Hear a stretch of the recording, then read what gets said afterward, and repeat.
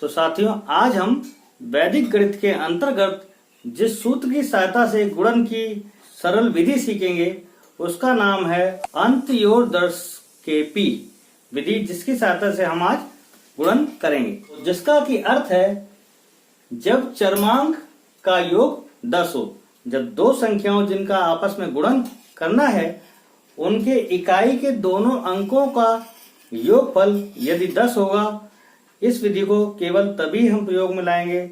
और दूसरी शर्त यह है कि इकाई के अंक के आगे के सभी बाएं अंक, बाएं तरफ के अंक या दहाई के अंक जो भी होंगे वो दोनों संख्याओं के समान होंगे। अब इस विधि से हमें 12 और 18 का गुणा करना है। तो देखिए, सबसे पहले देखते हैं कि ये दोनों संख्याएं इस सूत्र के लिए दोनों शर्तों को पूरा करती हैं। तो देखिए, इकाई के दोनों अंकों का योगफल 10 है, यानी आधार हमारा 10 हुआ और इकाई के आगे के सभी अंक, दोनों अंक समान हैं। तो ये हमारा दायां पक्ष,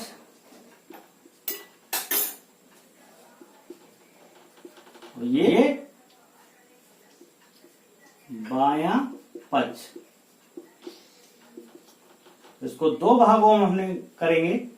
देखिए, इकाई के दोनों अंकों का गुणन करते हैं 2 गुणा 8 और उसके आगे के जो समान अंक हैं, जैसे इन दोनों में 1 है तो 1 गुणा 1 प्लस 1, उसमें आगे वाले अंक में 1 जोड़ देते हैं।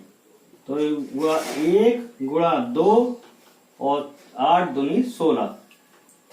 तो ये हुआ 2 और ये 16। यहां ध्यान रखने की बात एक होती है, आधार में जितने शून्य होंगे दाएं पक्ष में उसके दूने अंक होंगे।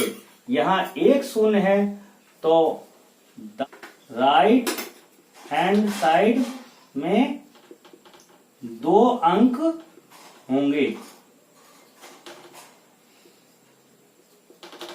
तो यहाँ 1 और 2 अंक हैं, तो इस तरीके से हमारा आंसर आया 216।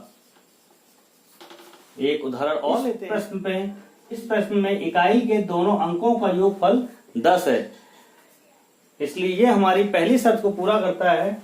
और दूसरा, इकाई के आगे के सभी अंक समान हैं, इसलिए ये हमारी दूसरी शर्त को भी पूरा करता है। अब देखिए, इसको दो भागों में बांटा, इधर दायां पक्ष, इधर बायां पक्ष। तो 3 गुणा 7 और इधर हमारा 21 है, तो 21 और 21 में 1 जोड़ दिया, तो 21 गुणे 22 का 7 तिया 21।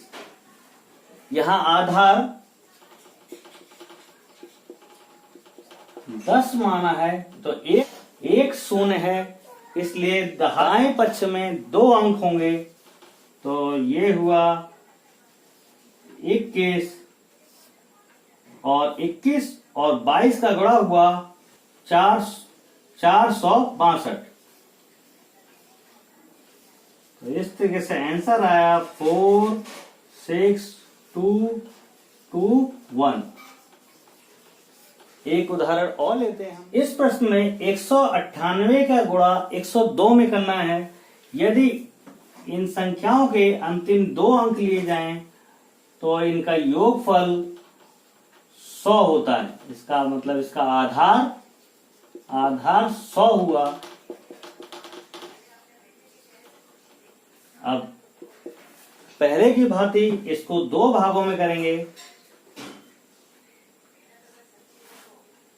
98 का गुणा 2 में किया, 98 का गुणा 2 में किया और इधर 1 है, 1 गुणा 1 प्लस 1, क्योंकि दोनों में 1 है संख्या, इसलिए 1 और 1 किया।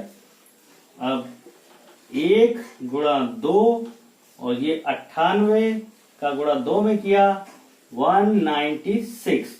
लेकिन इससे पहले मैंने बताया था आधार में जितने शून्य होंगे उसके दूने अंक दाएं पक्ष में होंगे। तो यहाँ 2 है तो अंकों की संख्या हुई 4।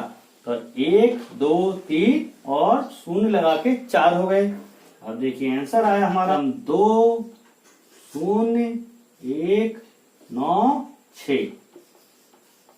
तो इस तरीके से हम अंत्योर 10 के पी सूत्र के प्रयोग से आसानी से गुणन कर सकते हैं।